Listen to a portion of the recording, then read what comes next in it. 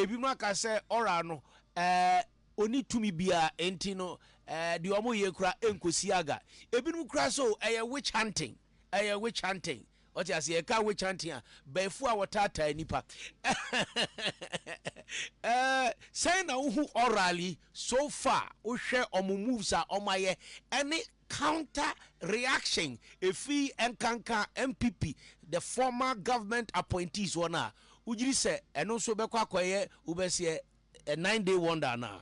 Yes, I think the concept aura no any new creation. Before the elections, one of the promises that President Mahama made to the people of this country, because na privy to the extent of loot and corruption na koso.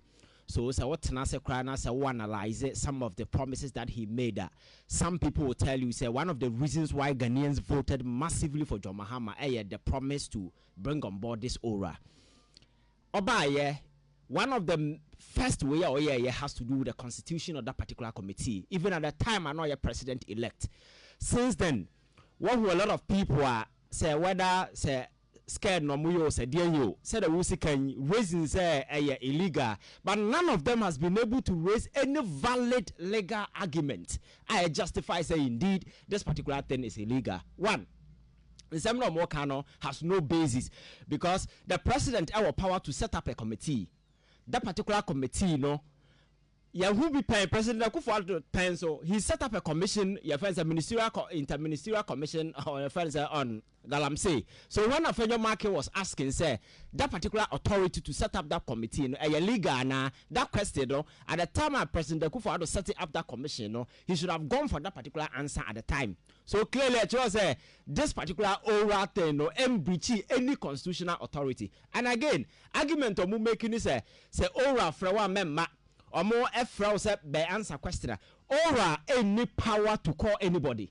They do not have power to prosecute anybody. They do not have power to force anybody to go into prosecution. Their job is to receive information from people like a platform, like a Bekute or studio ha. And I will say, wow, will be a to Mona, so what threatening will be no evidence of Abra. But the command Attorney General, I'm gonna prosecute you. That's exactly what Aura is doing. Aura any power of prosecution. They don't have that authority to summon, call anybody. So President Mahama Yenajin said, here will be to be called that. There are other state agencies are clothed with prosecutorial power authority to call people. One has to do with Yoko. They have the power to call. Your friend is a special prosecutor. Our power to call. Even the AG itself, Lancashire, our power to summon. So what is this big fuss about? So this I think I heard an argument. I think lawyer Honorable Roxanne Delphia-Macpaul. Okay. Saying that Crawford Muka say ora no illegal and illegal unconstitutional no omunko no munko read the law ye. Na even the Whistleblowers Act in the crowd momo kwan to receive information said there. Okay. Yes. Eti won Crawford no ma omodi omasem akoma ora. Mami bi asene dan wo cantonment bia na nkrofo bi person omoje ora for koye. I think sir or director of CSIR omo akwa intervene ye hu say Dubois Center na omo ediama a third party agency bia omo ye nkrata ma no lease nyina ka ho as such a monument heritage site obi nanka eba be manage ade a eye heritage site it should be managed by the Museums and Monuments Board. There's a third party agency abanda day ene no akọ eye contract say omo be renovate eye Dubois Center no mo renovate ho wi a obehu say exhibition centers ne ade nyina ho private entity and be manage ho we nu nyina no orafo no eteye no omutu anamo eko stop e ti uti ya yesi Dubois Center ya closing it down orafo no eko make sure say obi a oni emra kwan a ehihye amfa mra kwan so no operation recover. Yeah, so these are the critical information that this particular committee has put together. And I know the day Omu Kura until the president more a different mandate and now be over reconstitute. They will have to pass every information when you be either to the Attorney General, to the Special Prosecutor or Yoko for further investigation and then further prosecution. So I think say the more causing the usual political, you can say emotional arguments that people will always put up. Because you could say assemble now the NDC MPP pet now for a foolish case. The media will begin to take your fancy position. Oh, or maba and or more witch hunter. Now be we are witcher. Now see a hunter. What is your problem? If you are a witch, you will be hunted. And I think say we are witch no be hunted. Meti hey, so when you witcher. Yeah, hunting money. You understand? So I think they understand the extent of the crime that has been committed. For instance, President Mahama issued directive to Lands Commission said they should stop the sale processing of land beer akoso in recent times, and we are more 14 days ultimatum to write a report on anybody on Maton state land that money beer. All these things, are part of the broader agenda just to ensure say they recover the loot these people have taken. So. Say Orineji on that particular mandate here, he will fail. And at this point, Mahama cannot afford to fail the people of this country. And one of the major promises that he make or making Ghana for Abamano has to do with recovering the loot. And I think that he's on right track. So when you watch Obia Hantel and the Ora no Yena Juma receiving information as for so what was say Ora Befrawa, they are not calling anybody. They are gathering information. The information that they gather will be passed to the appropriate institution to take issues of prosecution up. And then as for no, you're from now on, the one to call you, no, call you. The special prosecutor will call you. Other people will call you for whatever that will happen. So I think that time has come. Say, and yes, I deal with now. You establish a conventional, saying. Red lines in the sand, conventional deterrence. Ama manfo who say oba aban mu a enye opportunity for you to come and steal abeku or man will bebo, because if you consider what these people have done and they go home with all the loot obi ti say sisila da pa abere what me obekwa dem pass na $1 million ese dem pass timi nya kokoduro. And you see the sad aspect of this whole is nipa no mo be wura politics dodo na ebirimo nyini ba adwen no uhema esan wo fam kwa beku. How on earth and will be your first a politically exposed person? Ubetimenya kukodru asasa over $1 million good them no be a korea. Now was yenya kukodru to walk to a police station to go and make a report. No reasonable politician will do that. But this woman had the gut and the audacity after doing this to walk to a police station. Echo report to you. Police for no so sometimes the first person they should have arrested ayama to na yam bisa ba bi onya $1 million, but police for no dia chire ekoche nkura ne de court until the court your fence documents leak yansa na ye behu. So every complainant is a suspect. No, the amount of money involved. So also police for no ma call report and come on. Esen ko mo chine wo ha lock no man chire ba bi onya sa sika no, because in America and other places, you can't just walk to to make a report. But Egrafo say asemi akokota office of the special prosecutor. Yes, you need prosecuting powers because abansi kabi anjirae ako yoku yehu economic organized crime will be a mameno a committee intino obisika sabi so or you politically exposed umberi obiasika intini nyina suspicions and allegation. Mami so according to the yate and it says sika no ni nua ohini bia wa wusika so the wa wunim kata woto obeden no akoji sika no. Why can't we leave this matter to rest? Say ni nua no sika ni nua no nya magician no tete ahane dan ni sika babi okoye adwuma onya sa sika no. There should be a trail, because you see we need to get serious in this country. Amount of money be about account to legitimately you work for it, there should be a tax trail where that particular money is coming from. So in other places now we are serious to combat some of these graft. It's so easy to unearth some of these things, but the complexities that we very often encounter has to do with the fact that the people say so if they allow it in, their friends say there will be a blowback. It's the reason why you see all these things. What can special prosecutor and you couldn't answer for? They didn't do any investigation. They decided to kill the matter. And it's the reason why we are here. So I am expecting President Mahama to open an investigation into this whole Sicily pattern, because it's an issue that cannot go to sleep. The office of the special prosecutor was also prosecuted. Now, say the person that appointed these individuals wasn't ready to fight corruption. We see Nana Akufo-Addo they were interested in the political narrative. But in reality, that wasn't what they were doing. because he never set up the office of the special prosecutor to fight corruption. Me one special prosecutor by, I was at the University of Ghana, Radio University. I told them, say, it is one of the most useless offices that we've created.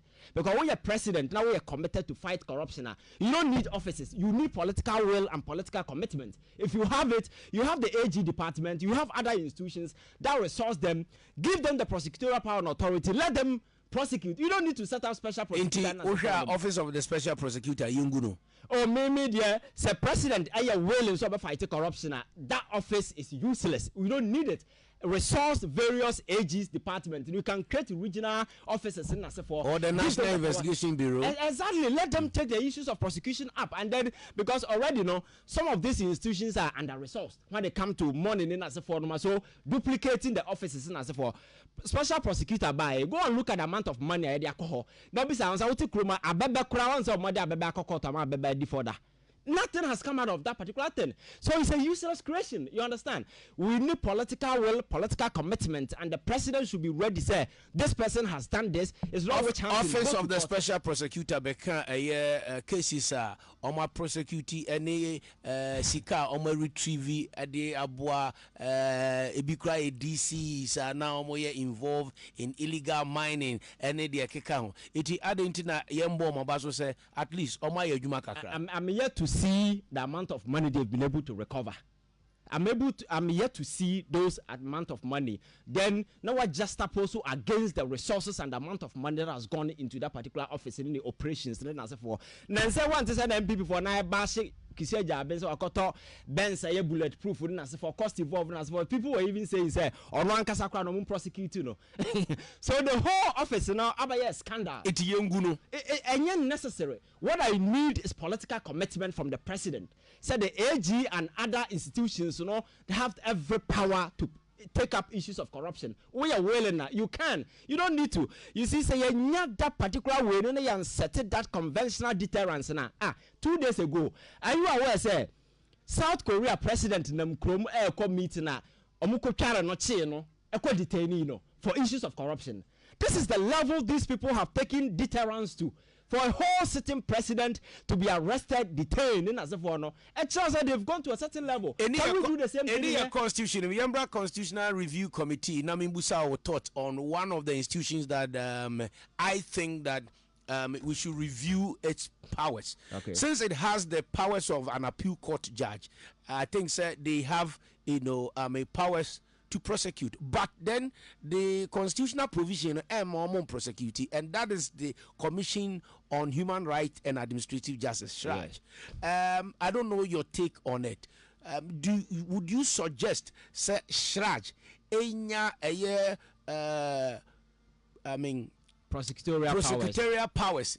Now, office of the special because Shraj an established institution with presence across all the districts and regional capitals in this country. What do you think of that? Yes, Abeku said that we can governance idea every day be a and it must reflect the daily needs of the people. It's one of the arguments Abba up in one of the days. Even before on a special prosecutor, people were even pushing, said, then why don't we give them the particular power mandate? But some people also argue, say, Rem no monam no because it has to do with issues of criminality. Let them concentrate on that particular line. Now you resolve issues in that particular line. Now AG other institutions or more prosecutorial powers and let them deal with issues of crime. You see, it's an argument we can have a roundtable discussion and go into. You understand? But I think say the most crucial and the most important aspect of it has to do with the political will and the commitment on the part of people who rise to political prominence. Say, am I willing to prosecute? Prosecuting your political opponent is the easiest thing to do. But the question is, when it comes to how willing are you to take up the issues? And never when they exposed to President Akufo-Addo when he became president, because with a special prosecutor, he thought say some kind of an institution that was going to go after your friends say past government. Ne opponent. Yes, so what Abra who Martina Midua are so peeved about the NDC. He thought it's an opportunity. I'll bet me I'm manipulating to maneuver him to go after. But you see, when you're back crunchy, Martina Midu is somebody who is you won't even flip in the sow. He has his convictions intact. So I know the day when that particular operation was not moving or no, then it turned out to be something different. The motive behind the office of the special prosecutor, according to who innocent Ivan, and they say na Nana Akufo-Addo pese or they hunting former government appointees and amfa. Yeah, that was the intent. I said what koto edubone. Yes. Oh, now edro no koto ye no. O yusu Martina Midu no. Na one NDC for entemungo. Yes. Say ono Embrana on the office of the special prosecutor. And Martina Midu no obaye no say Nanado Nane the mother serpent yes. of corruption. Yes. And you see on one kasa crab and make that confession clearly say I found the one who said omokofa no ba say omo which hand the other side. But later now who so obey na dwuma no. The president decided this is a special prosecutor finance minister to me friend the ko che demu report men for mabon. You see nanka obi a we are willing to fight corruption. Now the guy has availed himself to help you fight corruption. What is your problem? You understand? Professor Frimpong Boateng a report the office of the president through the chief of staff Mame Frema Opare and Nema Ekoso Galamsey illegal mining excavators and the keka ho yenim say yenu private investigator anas areme yaw investigation ema yehu one of the institutions Nana Addo Dankwa Akufo-Addo set up ministerial committee on illegal mining Galamsey at the office of the president, and in few months they were in office, they were indicted allegedly, and even with evidence of video collecting bribe and the keka ho. Do you think says our cases we nyina yanko review Professor Frimpong Boateng report no yanko fa anas video by your friends ministerial committee on illegal mining and office of the president yanko fa brana we na Ghana for referee President Mahama. You see, these are crimes against the state. And these are issues, Abeku, don't underestimate it. These are issues that Ghana for Gina Somotuaba. Because it got to a point that Ghana for lose faith in democracy. Now, even now, that Brantia Traore Iba Kruma at the Independence Square, Shakwana man for a budget. So, this is a cool leader. He has come to a democratic, elected president inauguration. Then another day, he stole the whole show. Clearly, it shows that people are gradually losing confidence in a democratic setup because of some of these issues. And I think that we need to revisit some of these issues. Sabaya able to me, I get it to the bottom of it, because there is a growing impunity. Na say young klepo, na I get it out of hand, sir. Then people in government under John Mahama, don't forget, say they are not coming from China. They are not coming from Burkina. They are Ghana for a year more than that. Some of them have even been in power before, and they are going to take a cue from this, because if we don't act, I know the day we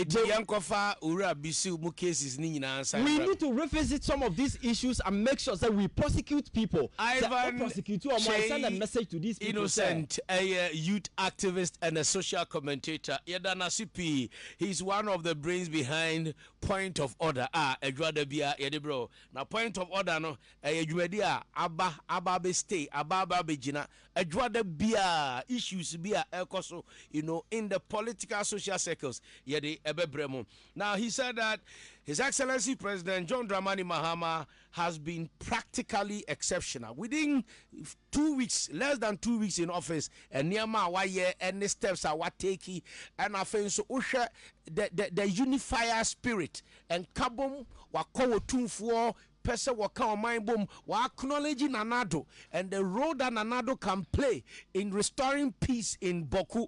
We any shot Osha said na ho brasier or kwa sofo nchen sa ene hwehwe yeda onyankopon ase. In modern governance, you don't need a crowd, but you need efficiency. So far so good. These are the words from Ivan Che Innocent. Ivan, you better CP.